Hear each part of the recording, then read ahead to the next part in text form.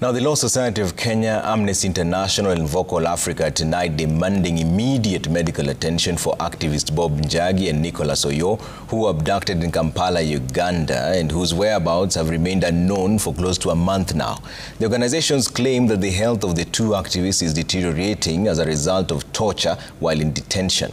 The push to have the two released by their abductors comes even as a UN Special Rapporteur on the situation of human rights defenders, Mary Lawlor, raised complaints after Kenyan authorities failed to provide answers on human rights violations during the June 2025 protests.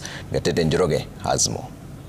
Free Bob, free Nick. Free Bob, free Nick. 27 days and with a chilling silence from Uganda and Kenyan authorities, Law Society of Kenya, Amnesty International and Vocal Africa have continued with their push to have Bob Njagi and Nicholas Oyoo released by their abductors.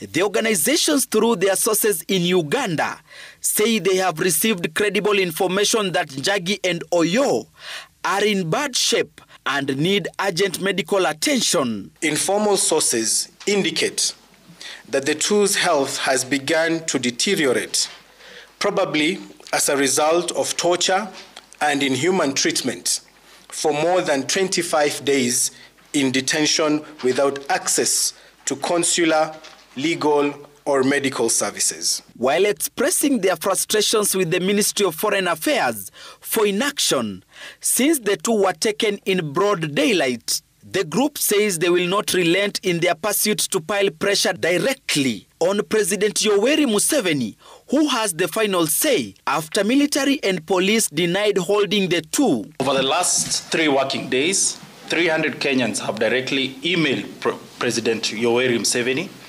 As the campaign continues to roll out internationally, we are calling on more Kenyans, East Africans, and people across the world to use the facility to demand the release and safe return of our fellow citizens. The organizations are also planning to petition both the National Assembly and the Senate to intervene and ensure Njagi and Oyoo are protected. We are calling upon development partners of East Africa, that is IMF, World Bank, and even Africa Development Bank, to review their plans to fund some governments, especially Ugandan government. The abductions in the region has caught the eye of United Nations. UN Special Rapporteur on the situation of human rights defenders, Mary Lawlor, on her X page, raised concerns after Kenya failed to respond on questions relating to arrest, detention, deportation and prosecution of human rights defenders as part of a wider crackdown on peaceful protests in June 2025. Lawlor raised concerns over deportation of Martin Mavinjina,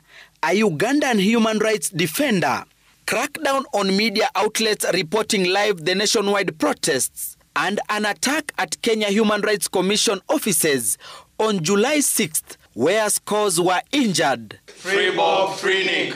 Njagi, Citizen TV, Nairobi.